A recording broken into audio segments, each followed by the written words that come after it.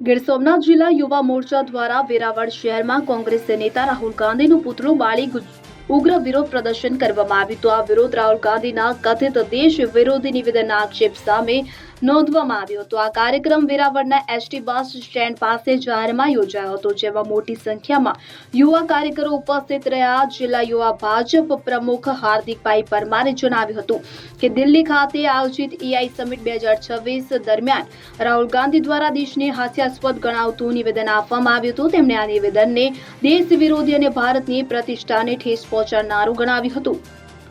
પરમારે ઉમેર્યું કે આવી નિવેદનબાજી દેશના ગૌરવ અને વિશ્વમાં ભારતની વધતી પ્રતિષ્ઠાને નુકસાન પહોંચાડવાનો પ્રયાસ છે। વિરોધ પ્રદર્શન દરમિયાન યુવા મોરચાના કાર્યકરોએ દેશ વિરોધી નિવેદન પાછું લો અને ભારત માતા કી જય જેવા નારા લગાવ્યા। કાર્યકરોએ દેશના સ્વાભિમાનની રક્ષા માટે કડક વલણ અપનાવવાની માંગણી કરી હતી। કાર્યક્રમમાં ગીર સોમનાથ જિલ્લા કોષાધ્યક્ષ હાર્દિકસિંહ ઝાલા, જિલ્લા IT કન્વીનર આશિષ ગોસ્વામી, યુવા મોરચાના મહામંત્રી પારસસિંહ પરમાર, શહેર ભાજપ પ્રમુખ શૈલેષભાઈ મેશવાણિયા, મહામંત્રી જયેશભાઈ પંડ્યા અને મૌલિકભાઈ વૈયાટા સહિત મોટી સંખ્યામાં હોદ્દેદારો કાર્યકરો ઉપસ્થિત રહ્યા હતા। યુવા મોરચાએ ચેતવણી ઉચ્ચારી હતી કે દેશ અને તેની પ્રતિષ્ઠા વિરુદ્ધ કોઈપણ પ્રકારની નિવેદનબાજી સહન કરવામાં આવશે નહીં। તેમણે ભવિષ્યમાં પણ આવા મુદ્દાઓ પર સશક્ત વિરોધ પ્રદર્શન કરવાની વાત કરી હતી। Bureau report CN24 news.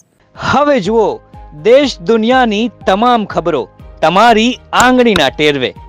ઉઠાવો મોબાઈલ અને Google Play Store પરથી ડાઉનલોડ કરો અમારી CN24 ન્યૂઝ મોબાઈલ એપ।